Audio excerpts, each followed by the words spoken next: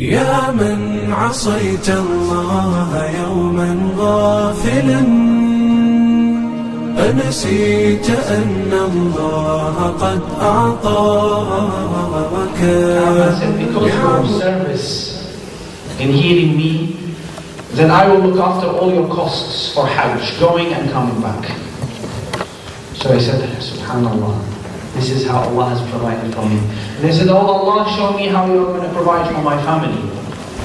Now the family back home, they were coming to the end of their 3 days of provisions. And indeed that came to an end, and now they were starting to feel the hunger. And as feeling the hunger, they were looking at that young girl who had given her father the okay, or she had encouraged her father. And they were blaming her, look, now you've told our father to go and now we don't have anything to eat. And she was laughing when they were saying this. They said, why are you laughing? We are starving. And we might even die because of this. And you are laughing? She said, let me ask you a question. Is our father, is he a Razzaq? Is he the one who provides? Or is he the one who just consumes the rizq? They said, of course he is the consumer of rizq, he is not a Razzaq. So she said, well, the one who consumes the rizq has gone. As for the Razzaq, he still remains. So why are you worried? So they were still in this kind of unfortunate reality. While they were like this, somebody knocks on the door. So they open the door. What is it? It's the governor of the local area. He was on a hunting expedition, and he's asking anybody to give him some water. They need some water. So the mother said, well, we don't have anything to eat, but we have some water. So she gives them the water. They take the water to the governor, and he drinks the water. He finds the water very refreshing. It's a very tasty, refreshing water. Where did you get this water from? So they told him, we got this water from this house. And they explained to him about what happened. And their father has gone, the father has gone to Hajj, and they are there. So he said he took off his belt, and his belt was one of those, like we always hear about these stories of these very precious belts with different pearls and precious stones. So he took off his belt and he threw his belt. He said, this is for them. And anybody who has any love for me, then he does the same. So all the people around him, his ministers and things, they also took off whatever they had. They put it, and there's a pile of precious stones and pile of gold and so on. And they gave that to the family. But the family obviously doesn't want that, wants things. So the businessman came and he purchased all those things and gave them the money in it, which was obviously lots of money, as you can imagine. And he returned all that stuff back to the governor. And the businessman was trying to do a favor for the governor. The point being is that Allah subhanahu wa ta'ala provided for them. On this occasion, the girl started to cry. They said to her, why are you crying? Before we were hungry, you were laughing. Now we have all this, and we have money to buy food and so on, you are crying. She said, I'm crying because this man, he looked at us with a glance of mercy. And he saw our situation and he was merciful to us. And he gave us all this. So what about on the day of judgment when Allah, how will it be if Allah were to look at us with His glance of mercy? How will His rahmah be? And this story, my dear respected brothers and sisters, is an amazing story, an amazing reality. And it's not a made-up story, it's a real story. It's not surprising, or it's not bewildering that Allah subhanahu wa ta'ala has shown the means for the man and his family to be provided for, because Allah is a Razzaq. That's what He does, He provides. وَيَرْزُقْهُ مِنْ حَيْثُ لَا يَحْتَسِبْ. Allah says, whoever depends on Allah, then Allah is enough for him, and Allah will provide for him from aspects where he has no or does not account for, does not expect. So it's not strange that Allah gives the rizq. And it's not strange that the humans may show acts of generosity, giving some gold and giving some charity here and there. But the bewildering part of the story is to see how a young girl, her level of iman, her level of link and association with Allah subhanahu wa ta'ala. And this is something that doesn't just happen like that. It's not something that just comes about like this. It comes out through the direction, the correct direction. Something that we spoke about in the previous khutbah. As a parent, and as a household, and as a school, and as an environment, when you nurture children with these kind of meanings and feelings, this is the kind of realities that you'll have. Children who have iman in their hearts, they can face the challenges. Because iman is not just an outward practice. Iman is not the clothes that you wear. Iman is not about the size or length of your beard, whether you have one or not. Iman is not whether you wear a thawb. Iman is not what you carry in your hand, or maybe wear a special ring or something like that. Iman is in the heart and is justified or is shown by the actions. That's what's iman. And if we need anything today for our children, is to encourage and to teach them these meanings of iman. These meanings which allow them, when they are placed in front of challenges, to deal with these challenges. That was the practice of the Prophet ﷺ. Teaching those children, his society, giving them those important fundamentals and foundations. And that's why one of the things that Aisha radiallahu anha said, amongst the first things that was revealed from Islam and the system of Islam and the laws of Islam, was not the halal and the haram and do this and don't do this. Rather, it was about establishing the meanings of iman. Because if the first things that would have been revealed from Islam was do this and don't do this and abandon this and stop this, people would have not accepted to change their practices. But the concentration and the focus was on iman. To have that in your heart, to believe in Allah subhanahu wa ta'ala. So when you believe in Allah and the challenges come, you will face the challenges with your iman. And when your belief in Allah is great, when He says to you, do this, you do it. And when He says to you, abstain from this, you abstain from it. And that's the kind of teachings that we need to teach our children. These are the kind of messages that we need to give our children. Because our children will face difficulties and challenges. And today there are so many challenges out there. Hijab, I would consider, is one of the least challenges for girls. And indeed for boys as well. Because hijab is about modesty. It's about haya. It's not just for women or girls. The bigger challenges are out there. The challenges of atheism. The challenges of rejecting Allah. The challenge of not having belief in Allah subhanahu wa ta'ala, depending on material realities. These are bigger challenges. People commit haram because of ignorance in Allah subhanahu wa ta'ala. So where is the knowledge that we are passing on to our children? Teaching our children that Allah subhanahu wa ta'ala is the knower of all things.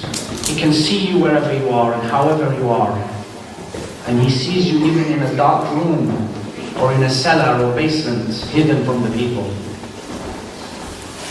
Teaching our children that Allah subhanahu wa ta'ala is the one who provides. And He's the one who gives. And if you try to cheat people, Allah subhanahu wa ta'ala is aware. Like that young boy again, the young shepherd, who was looking after the sheep, and Omar ibn al-Khattab wanted to test the shepherd, the young boy, and said to him, "Oh shepherd, give me one of your sheep." He said, "The sheep don't belong to me, so I can't give you anything. I can't give you anything." He said, sell them to me." He said, "Again, I don't have the authority to sell."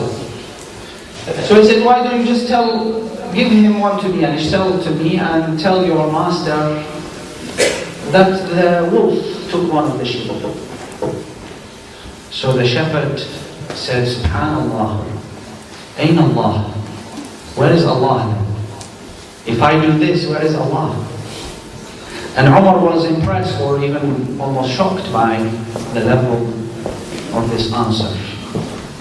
This young boy, again, brought up on these principles. And similarly, that young woman who was with her mother, and they were adding water, or her mother wanted her to add water to the milk. To add water to the milk to increase the volume. And obviously you increase the volume, you can sell more. So her mother said to her, "Add water to the milk." She said, "But Amir al-Mu'mineen, the leader, Omar, at that time, he has prohibited us from doing this because it's a form of cheating." So the mother said, "But Amir al-Mu'mineen cannot see us."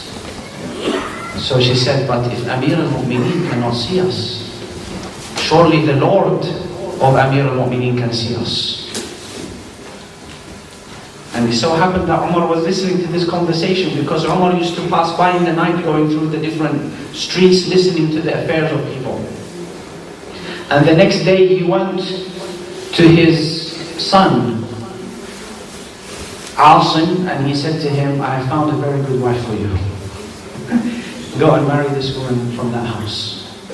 And indeed he went and he married her, and from their offspring was Omar ibn Abdul Aziz, the great just ruler who came at the turn of the century.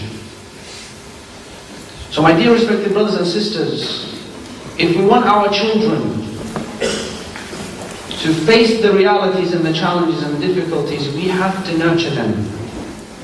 We have to be spending time with them. We have to be giving them the correct guided conversations. Like Luqman alayhi salam, which Allah has engraved for us in the Quran till the end of time. The wasaya of Luqman, teaching his son the fundamentals, so that he was aware and understand. Because this is how you will nurture a generation that is linked to Allah, that is associated with Allah, that fears Allah, and that depends on Allah. أقول قولي هذا وأستغفر الله لي ولكم فاستغفروه إنه هو الغفور الرحيم.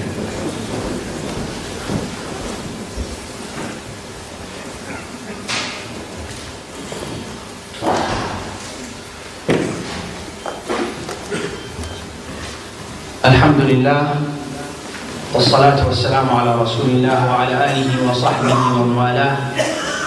عباد الله اتقوا الله كما أمر، فإنه قال: يا أيها الذين آمنوا اتقوا الله وقولوا قولا سديدا. O you believe, fear Allah and say words which are accurate and straight. And such was the teaching of the Prophet ﷺ, which is also, we can find it when we read the hadith of the Prophet ﷺ. But one of those ahadith is his teachings to Abdullah ibn Abbas, who again was a young man. And Abdullah ibn Abbas was learning and was educated and taught by the Prophet sallallahu alaihi wasallam. And the Prophet said to him, Ya ghulam, O young boy, let me teach you a few words which will benefit you. Or he said, Allah will benefit you with them. Ihfadillaha yahfadk.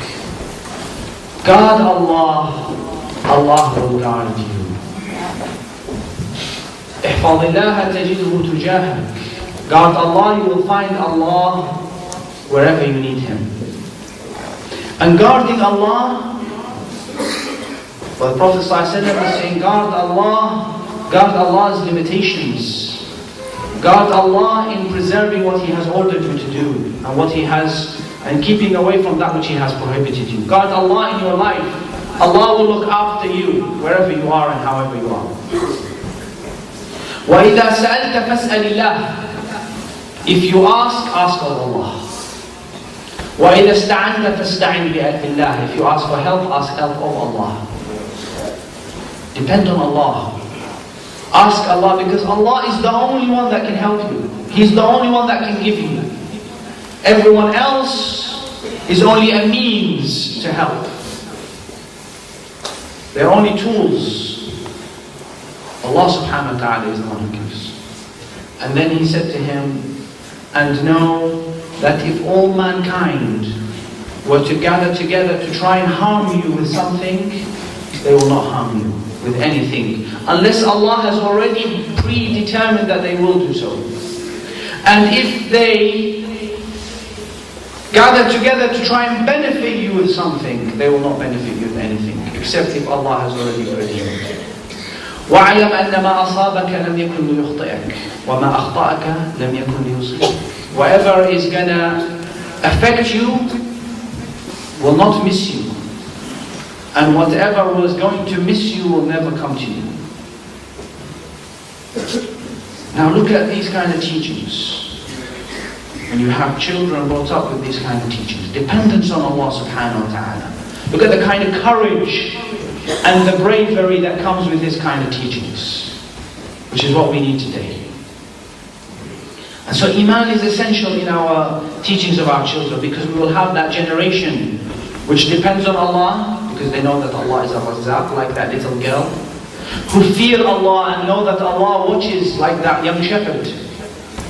And those who believe and trust in Allah and have bravery and courage, because they know nothing will harm them unless Allah subhanahu wa ta'ala has willed that, like the teachings of the Prophet to Ibn Abbas, and the examples are many.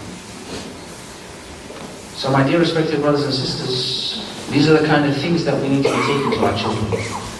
And this can only come, like I said, with time, spending time with the children, and by giving dedicated messages.